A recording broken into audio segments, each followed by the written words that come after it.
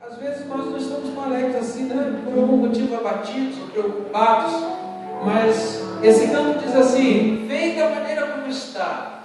Vem da maneira como estás para adorar. Vem adorar ao Senhor. O Senhor vai trabalhando em nós. E a alegria do Senhor, que é a nossa força, vai se renovando no nosso coração.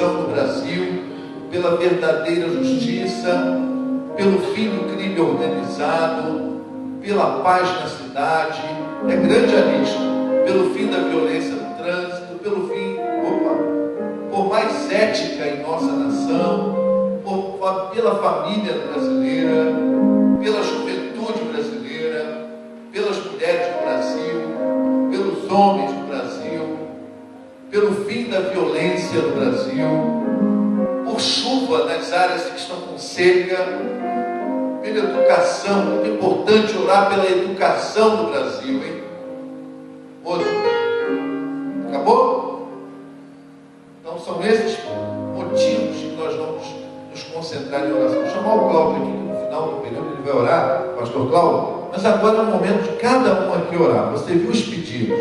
Recline a sua cabeça onde está e levante um clamor a Deus. Clame ao Senhor pela nossa nação. Se o meu povo que se chama pelo meu nome se humilhar e orar e buscar a minha face e ele se arrepender e abandonar os seus maus caminhos, eu ouvirei dos céus e sararei a sua terra. Ore pelo Brasil, pela nossa terra, para que Deus cure a nossa terra, para que Deus salve a nossa terra, por esses pedidos todos que foram colocados. O que você se lembrar, ore, clame ao Senhor pela nossa nação, pelo nosso Brasil. De manhã aqui, Deus nos falou profundamente ao coração, com base na conversão de Saulo. À noite, domingo passado, pregamos sobre marcas de uma igreja saudável, na cura de Enéas, na ressurreição de Dorcas. E falamos um pouco sobre o que significa para a igreja hoje Pedro ter ficado na casa de Simão Curtidor. E hoje nós vamos para o capítulo 10, para falar de duas conversões. A conversão de Cornélio e a conversão de Pedro. Mas Pedro não, que isso? Pedro convertido? Um se converte ao Evangelho e o outro se converte ao jeito de Deus fazer as coisas. Muitas vezes nós caminhamos na vida e nós nem sempre, nós já somos crentes, somos salvos, somos convertidos, mas ainda não nos convertemos ao jeito de Deus. Não nos voltamos para a visão de Deus, para a visão de Deus nas nossas vidas. Nós estamos tão apegados à nossa visão que nós precisamos de uma conversão. Não uma conversão para a salvação, mas uma conversão para a visão de Deus. E esse texto vai falar de duas visões. Dois homens que se converteram e que a conversão começa numa visão. Um se converte ao Evangelho, o outro se converte à visão de Deus. Ele estava impregnado por sua visão. E agora Deus vai trazer para ele uma visão dele. Havia em Cesareia um homem chamado Cornélio, centurião do regimento conhecido como italiano. Ele e toda a sua família eram religiosos e tementes a Deus, davam muitas esmolas ao povo e orava continuamente a Deus. Certo dia, por volta das 3 horas da tarde, ele teve uma visão. Viu claramente um anjo de Deus que se aproximou dele e dizia: Cornélio. Atemorizado, Cornélio olhou para ele e perguntou: o que é, Senhor? O anjo respondeu: suas orações e esmolas subiram como oferta memorial diante de Deus. Agora mande alguns homens a Jope para trazer um certo Simão, também conhecido como Pedro, que está hospedado na casa de Simão, curtidor de couro, que fica perto do mar. Depois que o anjo lhe falou, se foi. Cornélio chamou 2 dos seus servos e um soldado religioso dentre os seus auxiliares, e contando-lhes tudo o que tinha acontecido, enviou a Jope. No dia seguinte, por volta do meio-dia, enquanto eles viajavam e se aproximaram da cidade, Pedro subiu ao terraço para orar. Tendo fome, queria comer. Enquanto a refeição estava sendo preparada, caiu em êxtase. Viu o céu aberto e algo semelhante a um grande lençol que descia à terra, preso pelas 4 pontas, contendo toda espécie de quadrúpedes, bem como de répteis da terra e aves do céu. Então a voz dizia: levante-se, Pedro, mate e coma. Mas Pedro respondeu: de modo nenhum, Senhor, jamais comi algo impuro ou imundo. A voz lhe falou a segunda vez: não chame impuro ao que Deus purificou. Isso aconteceu 3 vezes e em seguida o lençol foi recolhido ao céu. Enquanto Pedro estava refletindo no significado da visão, os homens enviados por Cornélio descobriram onde era a casa de Simão e chegaram à porta. Chamando, perguntaram se ali estava hospedado Simão, conhecido como Pedro. Enquanto Pedro ainda estava pensando na visão, o Espírito lhe disse: Simão, 3 homens estão procurando por você, portanto levante-se e desça. Não hesite em ir com eles, pois eu os enviei. Pedro desceu e disse aos homens: eu sou a quem vocês estão procurando, por que motivo vieram? Os homens responderam: viemos da parte do centurião Cornélio. Ele é um homem justo e temente a Deus, respeitado por todo o povo judeu. Um santo anjo lhe disse que eu o chamasse à sua casa, para que ele ouça o que você tem para dizer. Pedro os convidou a entrar e os hospedou. No dia seguinte, Pedro partiu com eles e alguns dos irmãos de Jope o acompanharam. No outro dia chegaram a Cesareia. Cornélio esperava com seus parentes e amigos mais íntimos que tinha convidado. Os amigos do coração dele ele convidou. O texto diz que os amigos mais íntimos ele convidou. Porque Cornélio não era convertido ainda, mas já tinha seus amigos do coração. Quando Pedro ia entrando na casa do Cornélio, dirigiu-se a ele, prostrou-se aos seus pés, adorando-o. Mas Pedro fez levantar, dizendo: levante-se, eu sou um homem como você. Conversando com ele, Pedro entrou e encontrou ali reunidas muitas pessoas. Ele disse: vocês sabem muito bem que é contra a nossa lei um judeu associar-se a um gentio ou mesmo visitá-lo. Mas Deus me mostrou que eu não deveria chamar impuro ou imundo a homem nenhum. Por isso, enquanto fui procurado, vim sem qualquer objeção. Posso perguntar por que vocês me mandaram buscar? Cornélio respondeu: há 4 dias eu estava em minha casa orando a essa hora.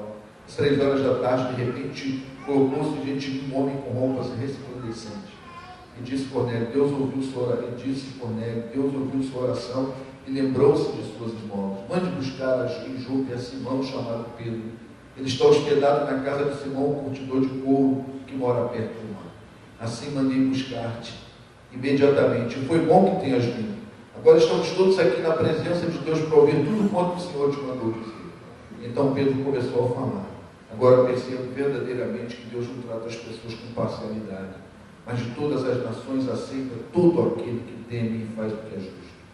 Vocês conhecem a mensagem enviada por Deus ao povo de Israel, que fala das boas novas de paz por meio de Jesus Cristo, Senhor de todo.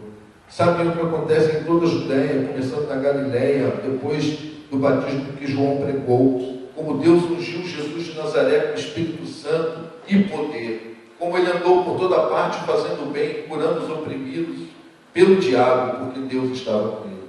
Nós somos testemunhas de tudo que ele fez na terra, dos judeus em Jerusalém, onde o mataram, suspendendo no madeiro. Deus, porém, o ressuscitou ao 3º dia e fez com que fosse visto, não por todo o povo, mas por testemunhas que designara de antemão, por nós que comemos e bebemos com ele depois que ressuscitou dos mortos.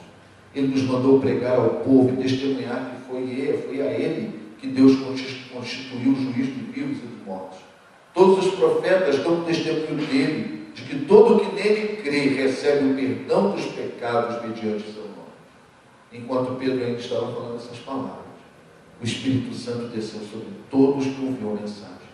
Os judeus convertidos que vieram com Pedro ficavam admirados de que o dom do Espírito Santo fosse derramado até sobre os gentios, pois o ouviram falando em línguas e exaltando a Deus. Assim que Pedro disse: pode alguém negar água e pedindo que sejam batizados? Estes receberam o Espírito Santo como nós. Então ordenou que fossem batizados em nome do Senhor Jesus. Depois pediram a Pedro que ficasse com eles alguns dias. Amém? Que capítulo extraordinário da palavra de Deus. Esse capítulo está aqui no meio tempo entre a transição do Evangelho. Até aqui o centro foi Jerusalém. Tudo aconteceu ao redor de Jerusalém como centro. Agora o Evangelho começa a alcançar os gentios, e Cesareia será agora um centro tão importante para o Evangelho quanto Jerusalém. E aqui, Pedro, semana passada nós vimos que Pedro, quando foi a Jope, ele se hospedou na casa de Simão, o curtidor. Quem lidava com animais mortos era considerado impuro, e o curtidor, ele era considerado impuro pela lei judaica. Os eu jamais ficaria na casa de um curtidor, hospedado. Deus já estava atuando de uma forma tão especial na vida de Pedro, e isso nos ensinou o quanto é importante a igreja saber lidar com os diferentes, com as diferenças, o quanto importante é uma igreja que não é preconceituosa, uma igreja que é agregadora, uma igreja que sabe lidar com as pessoas diferentes, com aqueles que pensam diferente de nós. Se nós não tivermos cuidado, daqui a pouco a igreja não poderá receber os que pensam diferente de nós. E a igreja é um lugar para todos, inclusive para aqueles que pensam diferente de nós. Temos que ter muito cuidado, não é? E a gente precisa ter cuidado quando lidamos com a questão política também, porque na política precisamos saber respeitar e lidar com aqueles que são diferentes de nós. A gente precisa não podemos confundir as coisas. E às vezes nós somos tão raivosos com os que pensam diferente de nós, que se um dia essas pessoas que pensam ideologicamente em nós quiser estar com a dor na alma e quiser procurar a igreja, não procurará nossas igrejas, por causa da maneira como estamos lidando com os que pensam diferente de nós. A igreja, inclusive na questão política, tem que aprender a viver, porque igreja não é curral eleitoral. Igreja, ela tem todas as tendências políticas. Consciência política não é uma liderança de igreja fazer com que todos pensem qual é.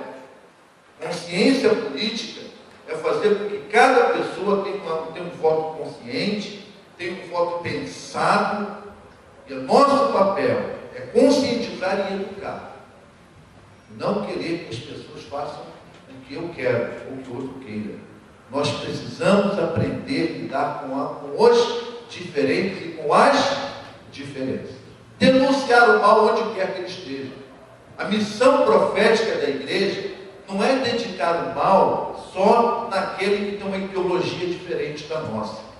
A missão profética, ela denuncia o mal onde quer que o mal esteja. E quero dizer uma coisa para você: o mal está em todos os partidos. Em todos os partidos está o bem e em todos os partidos está o mal. Então nós temos que denunciar. Se eu começar aqui, usar o meu púlpito só para denunciar o mal desse partido que está no governo hoje, amanhã, por uma questão profética, eu também terei que denunciar o mal quando outro partido estiver no governo. Porque a missão profética não denuncia o mal só segundo as suas comodidades ideológicas. O profeta denuncia o mal, onde quer que o mal esteja. E o mal está em todo lugar. Por quê? Porque o mundo jaz no maligno e o homem está marcado pelo poder do pecado. Então nós temos que ter consciência, nós temos que votar com consciência, nós temos que saber em quem estamos votando, mas nunca esqueçamos que no âmbito de igreja nós temos que aprender a lidar com os diferentes. Essa semana na minha célula, eu não sabia disso, uma pessoa contou uma experiência que aconteceu aqui na nossa igreja. Eu sabia que aqui na nossa igreja se converteu uma pessoa dentro de um familiar da nossa igreja. Eu me lembro do culto em que ela se converteu. Eu me lembro como aquela irmã saiu daqui, ela veio visitar um membro da família da nossa igreja, e naquele domingo aqui ela se converteu, e ela saiu daqui tão impactada que essa mulher, para onde ela foi, ela está levando toda a família dela para Jesus. Mas uma coisa que impactou muito aquela mulher, que eu não sabia. Ela disse que quando viu aqui na igreja a maneira como a igreja tratava uma menina de cabelo vermelho e com piercings, maneira como a igreja lidou com aquela menina, a maneira como a igreja estava acolhendo aquela menina, e a maneira como a igreja tratou aquela menina sem discriminação e sem preconceito, isso impactou aquela jovem mulher. E ali foi o primeiro passo da conversão dela naquela noite. Porque ela viu um diferente sendo tratado com amor, com carinho, com acolhimento e sem preconceito. Então, a primeira lição que a conversão, que esse texto nos ensina, é que a visão de Deus rompe barreiras. Aqui, quando esse centurião da corte italiana chamado Cornélio, ele quando tem essa visão de que ele mandasse alguém buscar Pedro em Jope, porque esse homem de Deus diria para ele o que ele tinha que fazer, ele era o centurião da corte italiana, porque isso é importantíssimo para esse texto. Porque para ser um centurião tinha que ser um cidadão romano, ele era um representante do governo romano, ele era um representante também político do governo romano, e o governo romano era tremendamente opressor. Ele tinha a mão pesada em cima dos judeus. Eles cobravam impostos absurdamente, abusavam nisso. E um judeu, e um líder judeu, e uma pessoa que vivesse a piedade judaica, ele queria caminhar a quilômetros de distância do centurião romano. E aí, Deus manda Pedro ir na casa desse centurião romano. Eu não sei qual era a opção política de Pedro, mas com certeza esse centurião romano era alguém com uma posição política totalmente contrária a Deus. Vai lá. Deus vai trabalhar. A primeira lição desse texto é que a visão de Deus rompe barreiras. Mesmo sendo um homem conquistadores, escravizadores, mesmo sendo homens que obrigavam, impunham Deus, o imperador para baixo. E quem não cultuava o imperador pagava um preço caro por isso.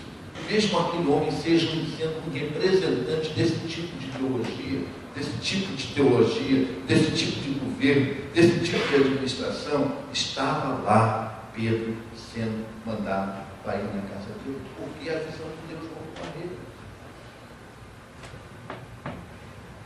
A visão de Deus rompe barreiras políticas.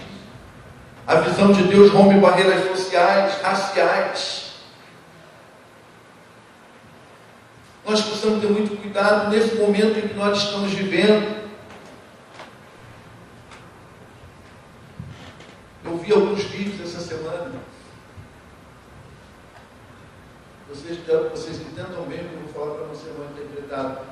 Eu vi alguns vídeos essa semana de algumas pessoas do movimento de homossexuais, assim, quase que ofendendo os cristãos. Claro que jamais eu aprovaria a atitude deles, mas eu vou dizer uma coisa para vocês. O comportamento de alguns cristãos, inclusive pastores midiáticos, a maneira raivosa como tratam os homossexuais, eu não sei se eu tivesse no lugar deles, eu agiria do mesmo jeito. Eu não sei se eu tivesse no lugar deles, eu odeio os cristãos. Eu quero o fim dos cristãos. Pela maneira raivosa, nós temos que amar os homossexuais, irmãos. Porque a visão de Deus rompe barreiras. Nós temos que ganhar essa gente para Jesus. Só tem um lugar no mundo que pode libertar o homossexualismo desse pecado. Só tem um lugar no mundo: a Igreja de Jesus. Eu não creio que clínica de psicologia, de psiquiatria, que eu for recuperar essa gente. Só esse povo, só a igreja, por causa do Evangelho de Jesus. Agora, tratando esse povo de forma raivosa, como nós vamos ganhá-los? Então, antes de você condenar pela atitude, antes, condene sim, mas antes, pense. Se uma pessoa sem Jesus no coração, uma pessoa sem Cristo, vê um cristão tratá-lo de forma raivosa, o que eles querem, o que você quer que eles pensem do cristianismo? Nós temos que amar. Pedro não chegou lá raivoso com o centurião. E quer? Você manda matar cristão, você representa o governo opressor, escravizador, você é do diabo. Ele foi porque a visão de Deus, ela rompe barreiras. E vou dizer, meus irmãos, nós precisamos ter cuidado, porque há muitas coisas que podem se tornar um obstáculo à missão da igreja no mundo. Pedro era um obstáculo. Pedro, ele tinha uma dificuldade tremenda para entender que o evangelho era também para os gentios. Mas Deus se manifestou na vida dele. Deus vai dar a ele uma visão, descendo aquele lençol com todos aqueles animais que na lei judaica eram impuros, que Pedro jamais comeria. Um judeu jamais poderia se hospedar na casa de um gentio. E ainda por cima, um centurião romano. E Deus na visão vai mostrar para ele: Pedro, camarada, você não pode se tornar impuro aquilo que eu fiz. Então, meus irmãos, nós temos que ter cuidado para nós não limitarmos, nós não criarmos obstáculos para a missão da igreja no mundo. Regras, leis, princípios, usos, costumes podem se tornar um impedimento para que a igreja cumpra a sua missão no mundo. Se nós não estivermos constantemente fazendo a seguinte checagem: isso é visão de Deus ou é visão humana? Isso é visão de Deus ou é minha visão cultural? Isso é visão de Deus ou é uma outra questão secular que não tem nada a ver com a palavra de Deus?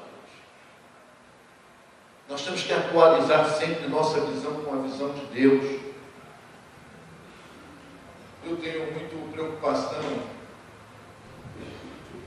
com uma coisa.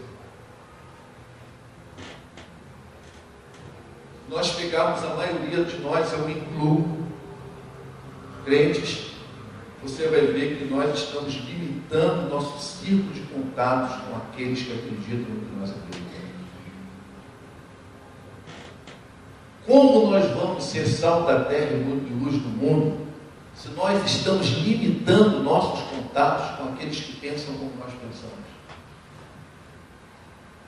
Nós precisamos ser sal da terra, luz do mundo. Meus irmãos, se nós continuarmos nessa marcha, se nós prosseguirmos com essa visão de só caminharmos, de só mantermos contato, de só limitar os nossos contatos àqueles que pensam como nós, esse mundo não poderá ser bem para Jesus.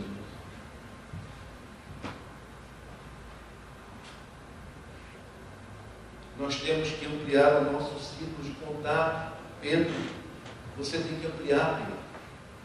Você não pode ficar limitado apenas aos judeus que pensam como você, mas você tem que ir lá na casa desse homem, se hospedar lá, porque é o Evangelho. Pedro, Cristo morreu por todos, Pedro. Cristo não morreu só pelos judeus, Pedro. Cristo morreu por todos. Sabe o que nós precisamos entender? É que Deus quer buscar todos, não importa a condição que esteja. Deus quer buscar todos. Então, a primeira lição desse texto que eu quero compartilhar é essa: a visão de Deus é para todos, a visão de Deus rompe barreiras. A segunda reflexão que eu quero fazer é que eu estou hoje focando esse texto, já preguei esse texto aqui com outro foco. Hoje eu estou focando a visão. A visão de Deus é a nossa visão. Tanto a visão de Cornélio quanto a de Pedro acontece quando eles estavam na presença de Deus em oração. Vocês perceberam isso no texto? Que a visão, tanto a de Pedro, a de Cornélio, no versículo 2, quando diz assim, e toda a sua... certo dia, por volta das 3 da tarde, ele teve uma visão. Essa era uma das horas de oração. Por quê? Porque Cornélio, apesar de ser um centurião romano, ele tinha aderido à religiosidade judaica. Ele estava crendo no Deus único, ele estava preparadinho, ele era um homem temente a Deus, ele fazia após, ele estava com o coração preparado. Se eu fosse calvinista, eu ia dizer que ele era um predestinado. Mas ele estava ali orando. Pedro também estava na casa de Simão, foi para o terraço orar. Quando Pedro está orando no terraço, vem a visão. Ou seja, um homem, a visão de Deus acontece quando esses homens estavam na presença de Deus. E se nós queremos a visão de Deus para nós temos que buscar a presença de Deus. Não é verdade? E aí eu acho que a gente tem que chegar à seguinte conclusão aqui hoje. Nós precisamos orar mais. Mas eu não estou falando aqui, esse jargão, não é um jargão evangélico, é jargão de todo pastor fala isso para a sua vida. Não é verdade? Se você vê um pastor que não fala para a sua vida, tem que orar, no bom sentido, pau nele, no bom sentido. Não é? Mas aqui eu estou queria que vocês entendessem um pouco mais a profundidade da coisa. Nós temos que orar mais. Eu duvido que tenha uma pessoa aqui hoje que não quer a visão de Deus para a nossa igreja. Duvido. Qualquer irmão aqui, do mais novo ao mais idoso, todos nós queremos para a nossa igreja a visão do pastor Paulo ou a visão de Deus? A visão de Deus. Mas, meus irmãos, nós temos que estar na presença de Deus para entender a visão de Deus. É isso. Nós temos que buscar mais Deus em oração. Nós temos que estar mais na presença de Deus em Deus. Revela para nós. Assim como o Senhor revelou para Pedro, para Cornélio, revela a tua visão, Senhor. Fala aos nossos corações. Aqueles que estavam na presença de Deus, homens sintonizados com Deus. Presta atenção, que eu vou agora agir um pouco mais rápido cada hora. Presta atenção no que eu vou dizer. A visão de Deus carece de homens sintonizados com Ele. A visão de Deus carece de homens e mulheres que investam tempo na presença de Deus. Amém? Então eu quero fazer um desafio para você, irmão, independente do programa de oração da igreja, independente disso, invista a sua vida pessoal em oração. Gaste tempo com oração com Deus. Você controla o seu tempo, você tem 24 horas na sua mão diariamente. Não precisa, se você quiser vir orar aqui no culto de matutino, nos cultos de oração à noite que tem, ótimo, pode vir, mas não precisa. A oração é uma coisa que você pode fazer em qualquer lugar. Onde quer que você esteja. A vida de oração não é aquela vida de oração que é feita na igreja. A vida de oração também deve ser feita na igreja com nossos irmãos, mas a vida de oração é aquela vida que eu faço pessoalmente. Saia daqui com esse desafio. Você está satisfeito com o tempo que você está investindo na presença de Deus? Saia daqui com esse desafio. Queremos a tua visão, Senhor. A visão do Senhor foi fundamental no livro de Atos. Agora a igreja vai se expandir por todo mundo. E começou com a visão de 2 homens. A visão de Paulo lá no caminho. A visão de Pedro aqui, que acaba levando a conversão de Cornélio. Presta atenção, olha para mim. Homens sintonizados com Deus e mulheres sintonizadas com Deus, que investem tempo com Deus, saberão a visão de Deus da sua vida. Terceira reflexão. Ambos se deixam dominar por uma visão. Ambos encarnam uma visão. Pedro encarnou tanto a visão. Ele estava tão dominado pela visão que ele disse, quando chegou na casa de Cornélio, você sabe bem, por mim, eu não viria aqui. Por mim, eu não poria perto da tua casa. Não foi isso que ele falou?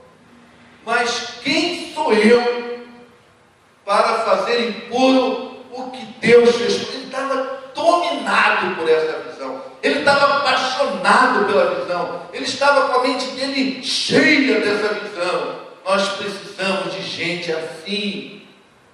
A visão de Deus tem que encher a nossa vida. A visão de Deus nós temos que sonhar com ela, andar com ela. Nós temos que estar comprometidos com a visão.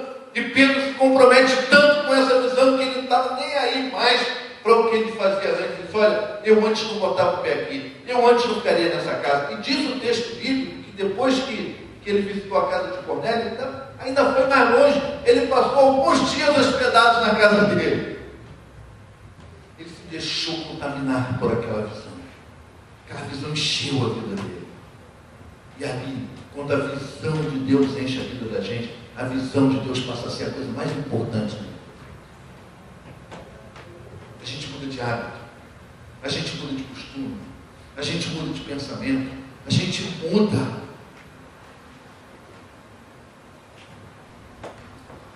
E cheio com aquela visão, e Cornélio é a mesma coisa. Ele ficou tão cheio, aquela visão tomou tanto conta da vida dele, que ele logo, o que ele fez?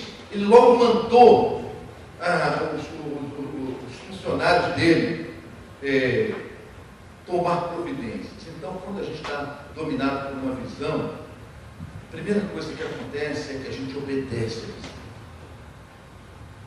Tem um autor desconhecido, que ele diz uma frase que todos nós aqui conhecemos, se não ouvimos falar, a maioria do que já viu, diz assim: visão sem ação é apenas um sonho. Uma visão com ação pode transformar o mundo. O autor dessa frase é um autor desconhecido, é muito usado no mundo corporativo. Visão sem ação é apenas um sonho. Uma visão com ação pode transformar o mundo. O que Cornélio fez? Quando teve a visão, ele chamou lá os soldados, e interessante que ele chama os soldados, um deles religiosos, também diz o texto disso. Vou falar um pouquinho sobre isso. Ele tinha uma comunidade de relacionamentos. Não era apenas o soldado como os outros. Dentro dos soldados ele tinha uma comunidade de relacionamento. A visão de Deus, ela tem que ser compartilhada. E para ela ser compartilhada, você tem que ter sua comunidade de relacionamento. Cornélio chama e compartilha essa visão e obedece essa visão, diz, vai lá em Jope e manda chamar esse homem. Então, quando a gente está apaixonado por uma visão, contaminado por uma visão no bom sentido, o que ele fez? Obedeceu a visão. E o que ele fez na obediência? Primeiro, no ato da obediência, ele compartilha. Aqueles homens do versículo 7, que ele diz assim para eles: depois que o anjo lhe falou, ele chamou dois dos seus servos, um soldado religioso e seus auxiliares. Uma visão, quando vem de Deus, você tem que passar essa visão para a tua comunidade. Ela vai se transformar na comunidade da visão. E aí, esses dois, então, a visão tem que ser compartilhada. Porque compartilhando a visão, você vai ajudar a visão a ser colocada em prática. Quem é que ajudou Cornélio? Cornélio teve visão, mas ele precisava de pessoas que ajudassem a colocar a visão em prática. Ele chama auxiliares, chama os soldados, um dos soldados era religioso com ele. O que aqueles soldados vão fazer? Vão ajudar agora a visão a ser cumprida. Visão não é coisa para você guardar para si, porque para obedecer a visão, você tem que compartilhar com uma comunidade de visão. Tem que aprender a tem que aprender a trabalhar com gente. Tem que aprender a chamar pessoas como uma equipe, para você poder tocar a visão para frente. Sozinho fica muito difícil. Cornélio, ele não guardou para si, ele compartilhou a visão. A visão deve ser compartilhada, no nosso caso, se Deus deu uma visão para a igreja, a visão tem que ser compartilhada com a igreja, porque ela é o corpo de Cristo. Uma lição que a gente já falou um pouquinho sobre ela hoje, uma visão desse texto, é que a visão de Deus está acima da minha. Uma das grandes dificuldades que nós temos é abrir mão da nossa visão para encarnar a visão de Deus. E aí, não é só para o trabalho da igreja, a visão de Deus para o seu casamento, a visão de Deus para a sua família, a visão de Deus sobre a sua carreira, a visão de Deus sobre o seu futuro, a visão de Deus sobre a sua maneira de criar seus filhos, a visão de Deus sobre a sua ética. Pedro, o que acontece com Pedro aqui é que Pedro, ele tinha que entender isso, aquela visão de Pedro, a grande visão daquela visão, que o lençol cai, quando ele diz, de maneira nenhuma eu vou comer esse bem puro. Deus diz para ele, Pedro, sabe uma coisa? A minha visão está acima da sua visão. A minha perspectiva está acima da sua perspectiva. E ele então entende isso. E ele então coloca, né? E ele vai entrar na casa, como eu falei, ele deixa bem claro para Cornélio, quando ele chegar para Cornélio, se dependesse de mim, sabe o que eu diria para você agora? Pagão sem vergonha. Ainda mais com o jeito que Pedro era. Não é? Você não vê de vez em quando gente aí na televisão com a Bíblia na mão chamando os outros de safado, sem vergonha, de pilantra? Você não vê? Pedro, se dependesse só do temperamento dele, Pedro chegaria a dizer, olha aqui, se dependesse de mim, eu tinha chamado pagão, safado, sem vergonha, pilantra, escravizador, corrupto. Mas eu vim aqui, Cornélio, sabe por quê? Porque a visão de Deus está acima da minha. Eu estou aqui para dizer para você que você não é impuro não, cara, tu é puro. Aos olhos de Deus, Cornélio, você não é impuro. Aos olhos de Deus você é puro. Cornélio, aos olhos de Deus, tu é amado por Ele. Aos olhos de Deus, tu não é pagão não. Aos olhos de Deus, tu é convertido. Deus quer você convertido. Cornélio, eu odiava a gente com você, mas Deus me fez amar pessoas. A visão de Deus, encarnar a visão de Deus. A visão de Deus está acima da minha. Presta atenção, irmãos. Eu não estou julgando a visão de ninguém. Eu só estou dizendo para você e para nós aqui uma coisa hoje. Presta bem atenção. Se a Bíblia hoje, se Deus não está falando para vocês que muitas coisas na tua vida poderiam estar bem melhor se você dissesse assim, Senhor, eu vou largar a mão, como diz o pessoal do interior, eu vou largar a mão da minha visão, porque eu quero a tua visão. Sabe, irmãos, às vezes tem pessoas que têm uma visão de vida que não é visão de Deus para ela. Às vezes você conhece pessoas, eu conheço pessoas, e às vezes conhecemos irmãos que têm uma visão mesquinha da vida. E não é essa a visão de Deus para você. Às vezes tem uma visão azarenta da vida. Tem gente que briga com a mulher, briga com os filhos por causa de um centavo, por causa de R$1. Tem gente que está morando na mesma casa há 10 anos, nunca viu uma pintura na casa, não é porque não tem dinheiro, não, é porque é mesquinho. Tem gente que está há 10, 12 anos sem tirar uma férias, sem fazer uma viagem com a esposa, com a família. sem dar um conforto melhor para a família, não é porque não tem dinheiro, não, porque tem uma visão mesquinha da vida. Quando eu estou falando de visão, eu estou falando de igreja sim, porque eu estou pregando para a igreja, mas eu também estou falando da visão de vida. As pessoas às vezes estão vivendo uma visão de vida que é uma visão que não é de Deus, que limita a vida, que empobrece a vida, que tem dinheiro lá na conta bancária, mas está com a vida pobre.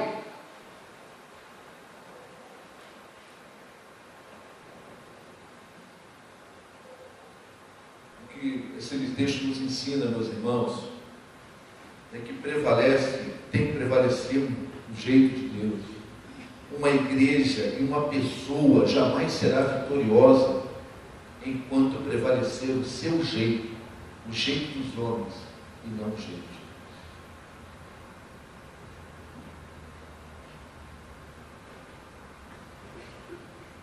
Condenar a corrupção, condenar o vício, condenar a prostituição, condenar a opressão, condenar a injustiça, não é a mesma coisa que rejeitar as pessoas que estão envolvidas com essas coisas.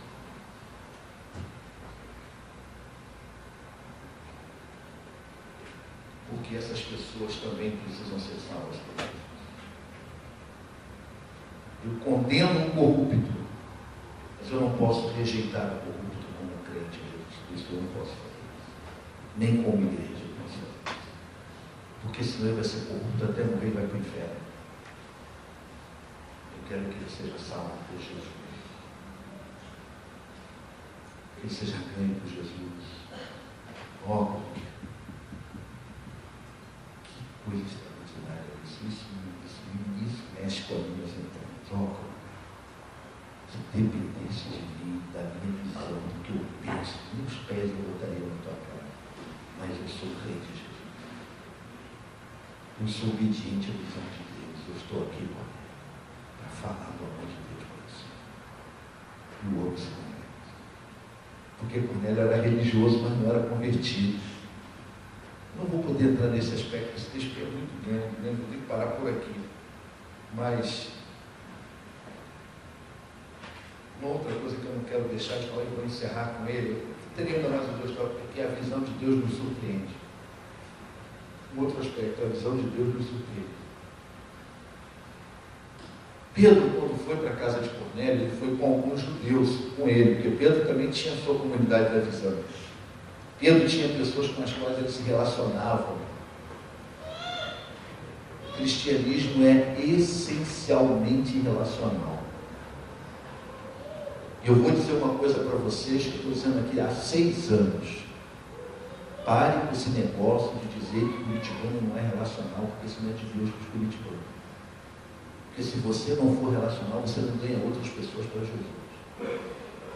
Se você se tranca dentro da sua casa, sem querer se relacionar com seus vizinhos, com essa desculpa cultural, isso não é de Deus para você não. Porque você tem que se relacionar para ganhar outras pessoas, para influenciar outras pessoas. Pedro, Cornélio tinha a sua comunidade da visão, mas Pedro também tinha a sua comunidade da visão. Tinha o seu círculo de relacionamento. Ele vai com ele. Quando chega lá, Pedro fala, prega o Evangelho, como sempre. Pedro era simples, claro e direto. Ele fala de Jesus ali, como nós vimos no texto. Quando Pedro está falando, o que acontece? O Espírito Santo é derramado sobre os gentios ali que se converteram. E eles, em outras línguas, exaltavam o Senhor. E o texto diz que os que foram com Pedro ficaram admirados.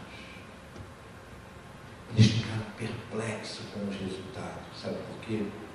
Quando a visão é de Deus, os resultados nos surpreendem.